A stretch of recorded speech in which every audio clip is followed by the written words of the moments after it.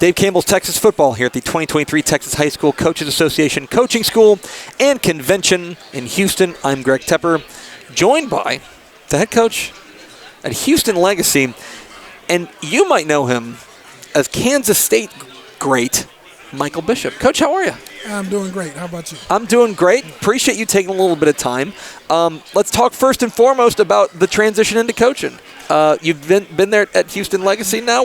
How's that transition been for you? So it's been good. I'm going into my third year.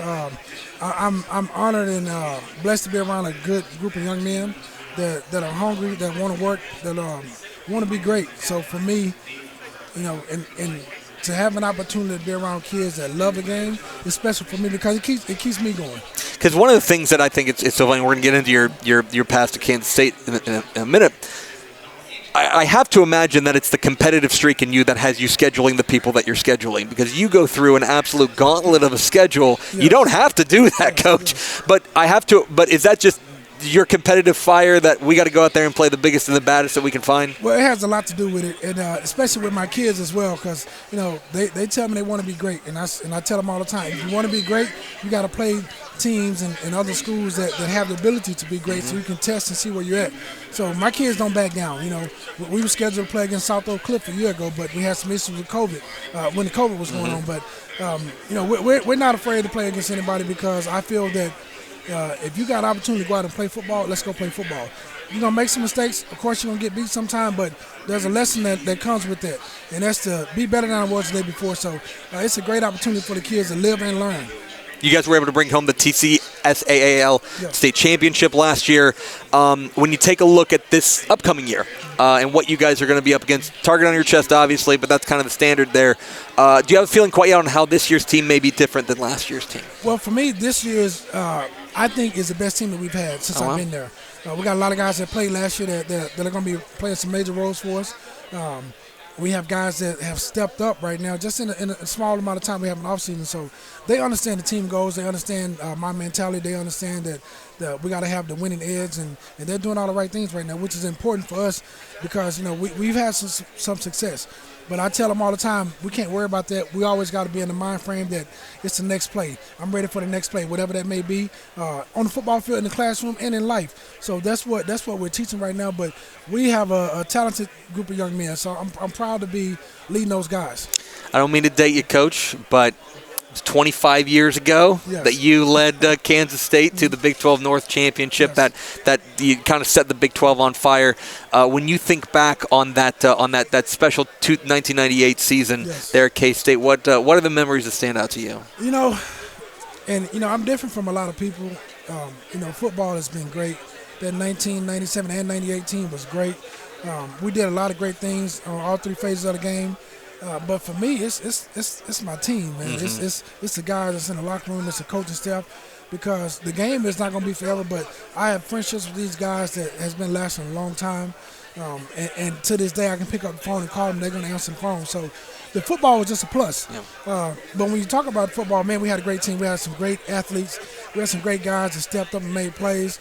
I was fortunate enough to be on a team where we had a lot of All-Americans, offensive line guys, defensive backs, running backs. For me to be in a situation where I can go in and play with those guys, and it made me want to go out and play hard every single snap.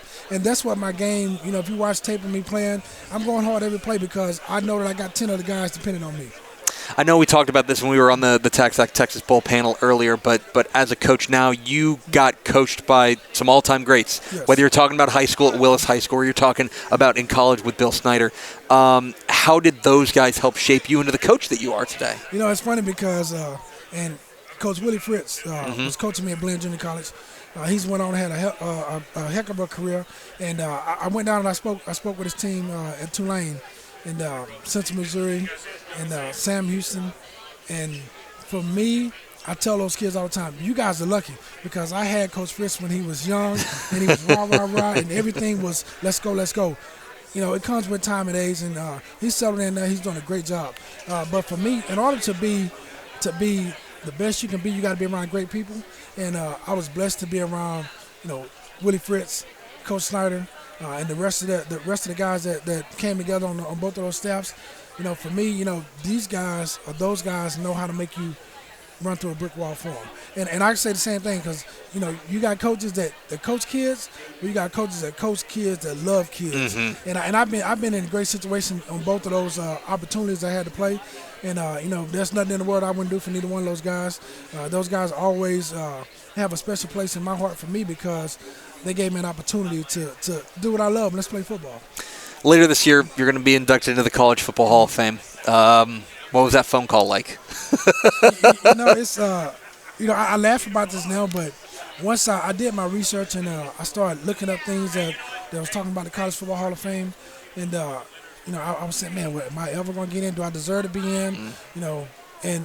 And sometimes you question yourself because football is great, but football is not everything. But for me, some of my teammates and some of the coaches, they was calling me. When I first was on the ballot, I didn't get in. Second time I didn't get in.